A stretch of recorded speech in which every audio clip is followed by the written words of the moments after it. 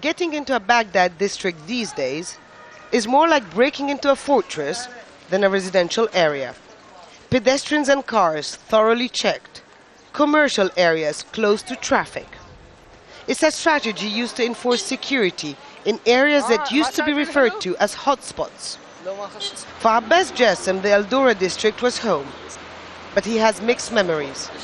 This is where his daughter was born, and tragically also where his mother was killed, murdered by unknown gunmen. The violence was unimaginable. People were going from place to place for safety. Gunmen and gangs were everywhere. There was killing, random executions. One day there was gunfire all around us.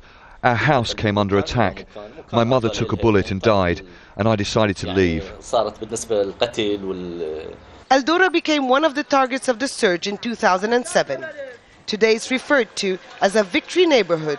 Attacks are rare and markets have reopened. Things are slightly better. The streets are safer, but the place is desolate. There are no services, and most businesses are shut. The district has lost its soul. It's now a maze of cement walls put in place to keep Shia militias and other armed groups out. In some areas, the district looks more like a huge empty movie set. Entire blocks of buildings abandoned. Streets suffocating under a mixture of rubble and garbage. Bullet holes pockmark the walls, a grim reminder that this is where some of the most brutal sectarian violence took place. Al-Doura was under control of al-Qaeda. It was declared the capital of the Islamic State in Iraq. The vast majority of the people living here fled. Gunmen reigned supreme on the streets. Until local residents, some of whom were fighters, rebelled against the strict rule of al-Qaeda and chased the group out. They formed awakening councils, known as the Sons of Iraq, and took control of the area. It's only then that Iraqi security forces entered al-Doura. Now they're stationed at every corner. Abbas has no intention of returning to his home. He can't forget those dark days, and he doesn't feel safe.